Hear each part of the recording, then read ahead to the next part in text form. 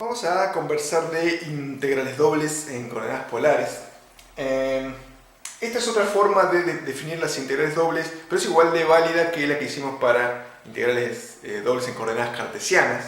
Solamente uno cambia el lenguaje en el cual representa los puntos del dominio de integración.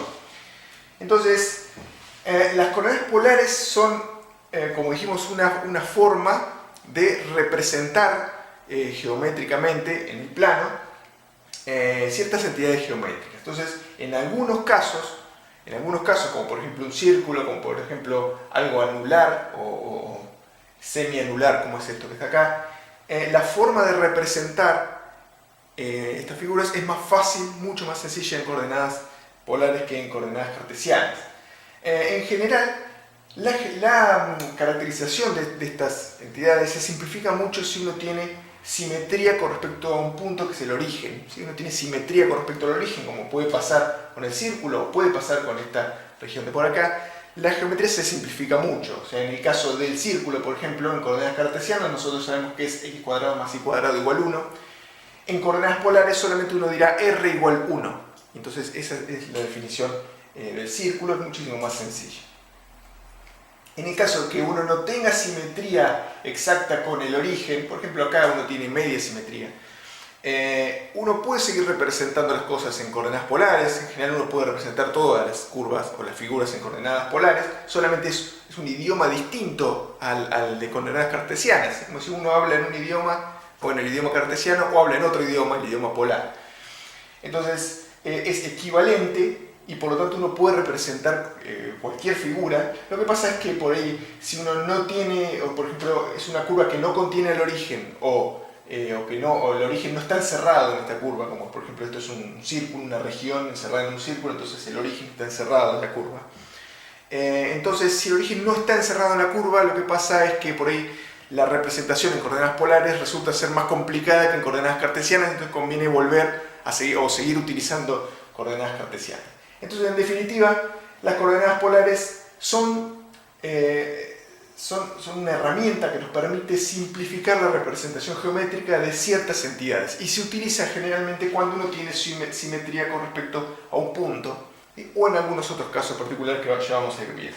Entonces, ¿cómo definimos las coordenadas polares? Bueno, las coordenadas polares se definen a partir de un ángulo y una distancia al origen. Entonces uno, para marcar un punto en el plano, que antes nos marcábamos como PXY, digamos, una coordenada X y una coordenada Y en coordenadas cartesianas, en el caso de coordenadas polares, ese mismo punto va a estar definido por un ángulo de giro con respecto al eje X positivo. Esa es la convención que mayormente se utiliza. Uno puede definir coordenadas polares de otra manera, pero en general el ángulo lo mide con respecto al semieje positivo de las X.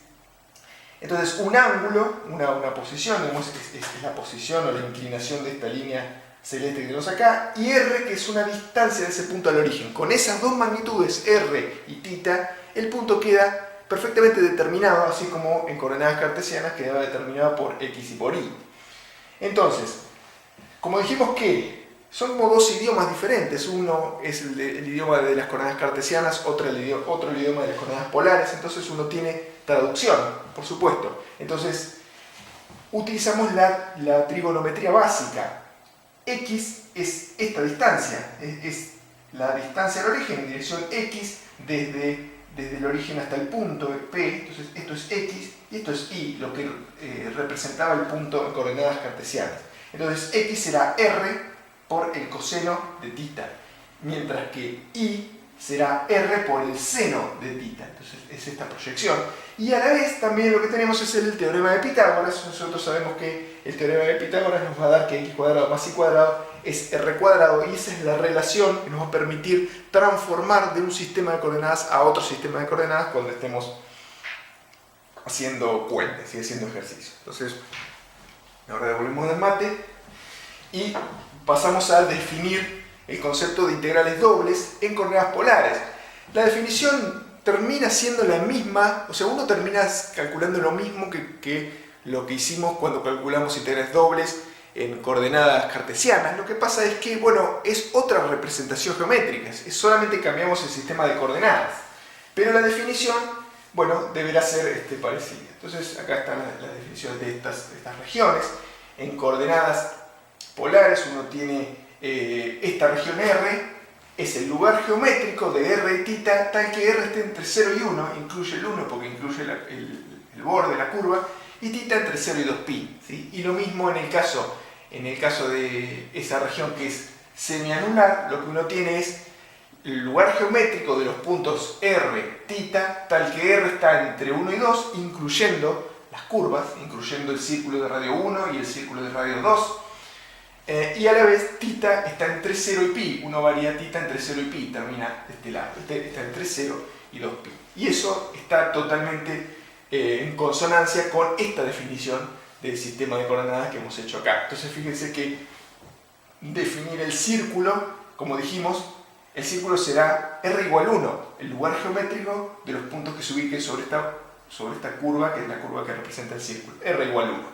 Fíjense que x cuadrado más y cuadrado es R cuadrado, entonces R cuadrado igual 1, R igual 1, ¿sí? Si no queremos radios negativos, por supuesto.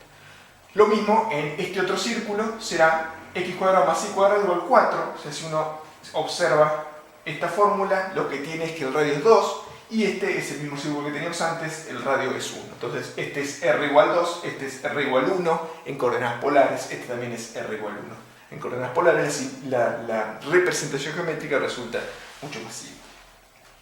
Entonces, vamos a pensar en esta situación, un rectángulo polar. Esto es una región, si se quiere, anular, como la que veíamos antes. Lo que pasa es que la anterior lo que hacía era barrer entre 0 y 2π. Acá no barremos entre 0 y 2π, barremos entre θ igual alfa y θ igual beta. Y el radio será entre R igual A y R igual B. Antes teníamos entre 1 y 2, en el ejemplo que habíamos puesto por acá arriba, el ejemplo semianular. Entonces, ahora este es un rectángulo polar que está delimitado, como dijimos, en dirección del radio por los valores A y B, y en dirección del ángulo por los valores alfa y beta. Entonces, esta línea representa θ igual alfa, barre, y esta otra línea representa θ igual beta. Y lo mismo con el radio. La distancia al origen de todos estos puntos que están acá es A, y la distancia al origen de todos estos puntos que están sobre esta curva es B. Bien, entonces, esta región lo que vamos a hacer es dividirla en subrectángulos polares, ¿sí? Vamos a dividirla en todas pequeñas partes de la siguiente manera, ¿sí? Vamos a decir que vamos a tener un delta θ. Un delta θ es una división o una subdivisión del ángulo, y como lo que dijimos recién es que cada ángulo estaba representado por una línea que pasa por el origen, es decir, una línea radial si se quiere. Esto es una línea radial, esto es otra línea radial. Tengo una yerba. Ok. Perdón. Entonces, acá cuando dividimos con delta θ, si dividimos en fracciones de ángulo, lo que tendremos es diferentes líneas radiales, o diferentes líneas que pasan por este punto, separadas de manera equidistante en términos de ángulo, ¿no? O sea, cada línea está separada por un ángulo delta θ. Lo mismo hacemos en la dirección del radio, o sea, separamos en delta R. Entonces, cada una de estas líneas o de estas curvas que están acá, de estas curvas que son una partecita de un círculo, cada una de estas está separada de una distancia delta R, que está, definida por R sub i menos R sub i menos 1. ¿Sí? Entonces, esta distancia es delta R, cada una de las distancias es delta R, y en la otra dirección es delta θ, como dijimos. Entonces, un subrectángulo R sub ij, a este lo habíamos llamado R, entonces R sub ij representa un rectángulo genérico, un subrectángulo genérico de todos estos que está acá, que es la división que hemos hecho de esta región tipo rectángulo polar. Entonces, R sub ij uno lo puede definir en términos de, entre qué valores del radio está y entre qué valores del ángulo está. Entonces, R sub ij está definido entre θ igual θ sub j menos 1, que es esta línea, y θ sub j, que es esta otra línea, mientras que en la dirección del radio está definido por esta línea y esta otra línea, o sea, la línea asociada a R sub i menos 1 y a R sub i.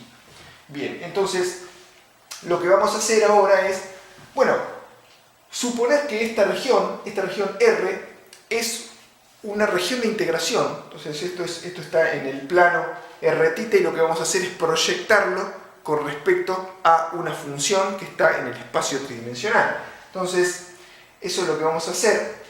Primero vamos a hablar un poquito de las divisiones. O sea, entonces, el intervalo que va desde A hasta B, o sea, la división en dirección radial, lo dividimos en m subintervalos dados por r sub i menos 1 y r sub i, lo que estábamos diciendo recién, que representa cada una de estas líneas, o sea, las divisiones de esos subintervalos, o de esos m subintervalos son cada una de estas líneas, hasta allá, hasta la última, ¿no es cierto?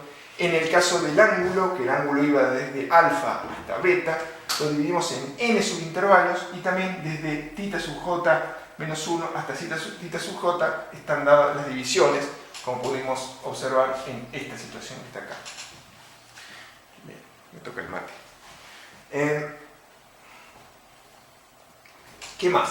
Podemos definir un punto muestra arbitrario como hicimos en todas las definiciones de integrales. Un punto muestra es un punto que está, sabemos, dentro de el subrectángulo que estemos analizando. En el caso de integrales de funciones de una variable independiente, habíamos dicho que el punto muestra podía estar en cualquier lugar siempre que esté dentro del intervalo en cuestión.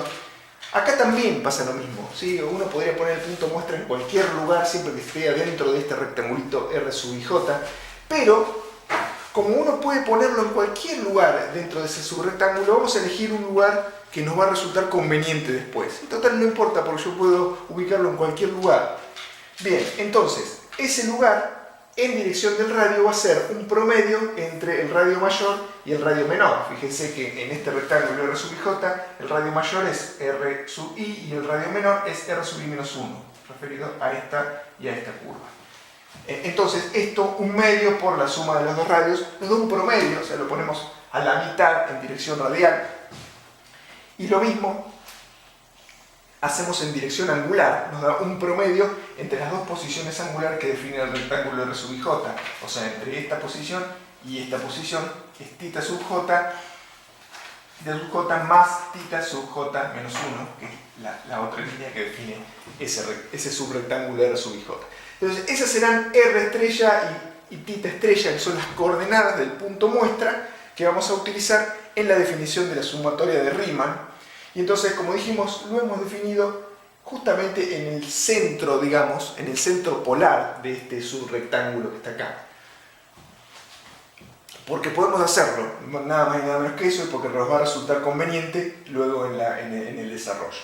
Bien, entonces, vamos a calcular el área del subrectángulo polar R sub i j que estábamos analizando. Vamos a calcular el área para luego lo tendremos que multiplicar por una función evaluada en el punto muestra y eso nos va a dar un volumen. Recuerdan, esa era la definición de integrales dobles. Si uno no recuerda, no tiene bien en claro esto, conviene repasar la definición que hice previamente de integrales dobles en coordenadas cartesianas.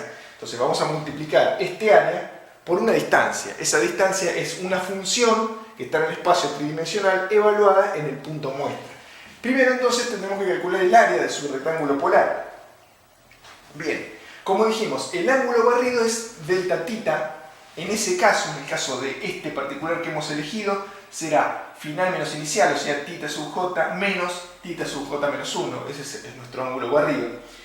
Y el área corresponde a la resta de dos áreas de sectores circulares. Entonces, en este caso lo que vamos a hacer es calcular el área. Esto es el área del sector circular que empieza en este origen y termina en esta línea correspondiente a R igual R sub i. Entonces, el sector circular dado por esta rodaja, digamos, que va hasta acá arriba, ¿sí? La rodaja que incluye al subrectángulo R sub i j, es esto, un medio por R sub i cuadrado por delta θ, donde delta θ es el ángulo barrido y este es el radio, ¿sí? Entonces, esta fórmula es la fórmula del área de un sector circular. Uno puede ver, si no tiene bien claro esto, puede ver el video introductorio que hice, primero la explicación previa que hice primero con respecto a este video. Mírenlo, eso es una fórmula, no hay nada raro con respecto a eso. Ahora, yo quiero el área del subrectángulo R sub I j, y acá lo que estoy sacando es el área de un sector circular que empieza en este origen y termina acá en R sub I.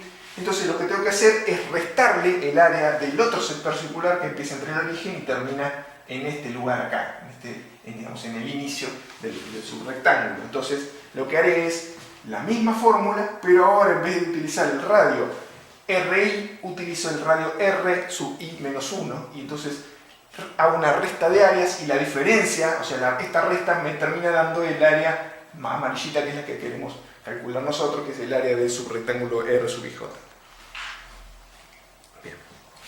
Bien, entonces hasta ahí lo único que hemos hecho es aplicar geometría básica. Entonces uno puede reagrupar esto, reagrupamos y decimos, bueno, sacamos factor común 1/2 y delta tita, que son las dos cosas que se repiten, y lo que tenemos es acá una resta de los cuadrados de cada uno de los radios inicial y final de correspondientes a este sector, a este subrectángulo R sub IJ. Ahora bien, esto uno puede verlo como una diferencia de cuadrados. Entonces, si uno lo ve como una diferencia de cuadrados, lo puede expresar de la otra forma que puedo expresar la diferencia de cuadrados, ¿sí? Desagrupada. Entonces, la suma multiplicada por la resta de cada uno de estos dos términos. Esto, en definitiva, uno puede convertirlo en esta diferencia de cuadrado que está acá. Ese es el caso factoreo clásico que uno ve en el colegio secundario. Entonces, ahora analicemos qué es lo que nos está dando estos dos paréntesis. Bien, en el primer caso uno tiene 1/2 por R sub I más R sub I menos 1, que es la definición de la coordenada R que habíamos dado para el punto muestra. ¿Sí? Entonces esto es R estrella, nosotros lo habíamos definido previamente así, y por eso ahora está a la vista por qué nos convenía hacer eso, porque ahora aparece acá y nosotros lo vamos a reemplazar por R estrella, esto que quedó acá. Y esta parte que está acá, en realidad lo que es bueno, el cambio en el radio. Fíjense, R sub I menos R sub I menos 1 es el delta R que define nuestro R sub IJ que estábamos calculando. Entonces acá tenemos R sub I y R sub I menos 1, final menos inicial, esto es delta R. Entonces todo esto que habíamos escrito acá lo podemos simplificar utilizando estas definiciones que habíamos hecho previamente, y ponemos que el área de ese subrectángulo es R estrella por delta R por delta tita, donde esto, como dijimos, era el ancho de las subdivisiones, esto en dirección radial y esto medido en dirección angular. Bien, entonces, para considerar todos los rectángulos, o sea, yo estoy sacando el área de este subrectángulo, entonces para considerar el área de todo subrectángulo yo tendría que hacer una sumatoria, esa es la sumatoria de Riemann, que a la vez, como en el caso de integrales dobles en coordenadas cartesianas, lo que hacemos es, ese área la tenemos que multiplicar por una altura, y lo que estamos calculando es un volumen, el volumen que ocupa el cilindroide, que está ubicado en el espacio tridimensional, y que corresponde a la proyección de este dominio de integración sobre una función que está en el espacio tridimensional. Entonces ese volumen era lo que nosotros calculamos, por eso este área que está acá tenemos que multiplicarla por una distancia. Esa distancia es la función, una función cualquiera que nosotros estemos integrando, evaluada en las coordenadas del punto muestra que nosotros teníamos. Entonces, en definitiva, la suma de Riemann nos queda así. M y n era la cantidad de subdivisiones que habíamos propuesto, y esta es la función evaluada en x y evaluada en y estrella, ¿sí? O sea, la definición de integral es exactamente la misma que nosotros habíamos visto en coordenadas cartesianas. Fíjense que esto es f de x estrella y estrella.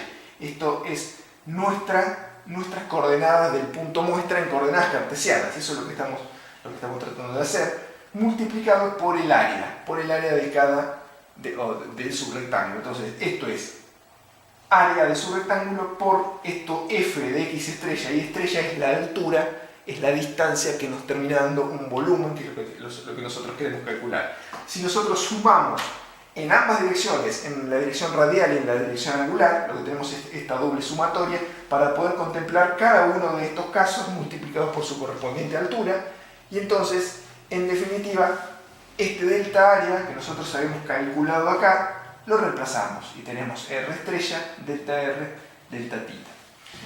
Ahora bien, esta es la sumatoria de Riemann. Para obtener una integral yo necesito tomarme un límite a esta sumatoria de Riemann, entonces la integral doble de f en xy diferencial área, esto es lo mismo que nosotros calculábamos en coordenadas cartesianas, es lo mismo, acá lo hemos definido de la misma manera, esto que está acá. Lo que pasa es que nosotros sabemos que delta área ahora tiene esta expresión, antes era delta x por delta y, ahora lo que tenemos es r por delta tita. Y entonces lo que decimos es el límite de esta sumatoria que habíamos calculado cuando m y n tienden a infinito, es decir, cuando nosotros tenemos infinitas subdivisiones, infinitos subrectángulos polares dividiendo la región R de integración. Entonces esa es nuestra integral. Bien, entonces, fíjense que si el diferencial área nosotros lo queremos expresar en R y tita, que son nuestras coordenadas, será diferencial área, será R por diferencial tita, siguiendo este cálculo que nosotros habíamos hecho. Entonces, dA es R por dr de tita. Entonces, ¿cómo vamos a resolver esta integral? Primero, uno tiene que tener todo expresado en coordenadas polares, tiene que tener todo expresado en R y en tita, utilizando las fórmulas de transformación que vimos al principio. Y luego uno no deberá olvidarse de multiplicar por R cuando hace la definición, ¿sí? Porque al cambiar de coordenadas cartesianas a coordenadas polares, el diferencial área ya deja de ser dx por dy y ahora pasa a ser dr por dθ por R, ¿sí? Tiene otra magnitud adicional que luego vamos a referirnos a ella cuando hablemos de cambios generales de coordenadas.